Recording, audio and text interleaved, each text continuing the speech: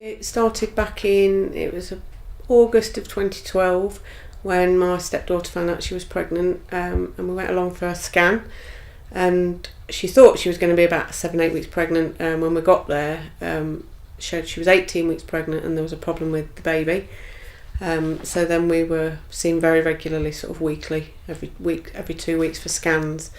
We were told that Charlie had Potter's syndrome, which they classed as being incompatible with life, but we were told not to give up hope. So Carrie-Anne chose to keep going with the pregnancy. She said at every visit they asked her if she wanted to terminate, and she said no, while he's got a good strong heartbeat, I'm giving him a chance. And we were always said don't give up hope on him. Charlie was born on the 29th of December 2012. He was 8 weeks early and he survived for 19 minutes. The team at the hospital at the LGI were brilliant. They worked really hard on him, and they didn't give up, and they tried really hard. We stayed at the LGI in the maternity suite. We were actually moved to the Rosemary suite within the ward, which is specifically for people that have lost babies. And we couldn't have been treated better there. They were amazing with us. We were allowed to spend as much time as we wanted with Charlie. They helped us bath him. They let us do things with him. We could have him as much as we wanted. The family could come and stay there and spend time with him.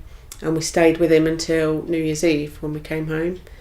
And we came out with Carrie.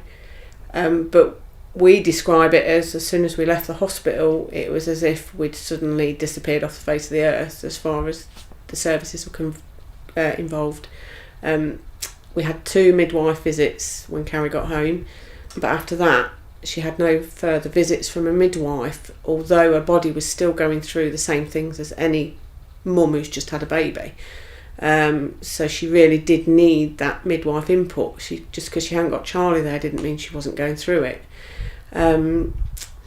We had problems with the GP surgery that people, when they were contacting us, obviously they weren't reading Carrie's notes or they weren't communicating with each other. And we were getting calls or messages that could we take Charlie in for his 6-week check or his jabs. When Carrie-Anne went in for an appointment, we were asked to take Charlie with us. Carrie was asked when she was there, was she breastfeeding? And obviously it was very upsetting for Carrie. It felt awful, especially for Carrie-Anne. I mean, for us, we could deal with it, but she was a 19-year-old girl. She'd just lost her first baby. She was going through all those emotions, and luckily she had family around to support her.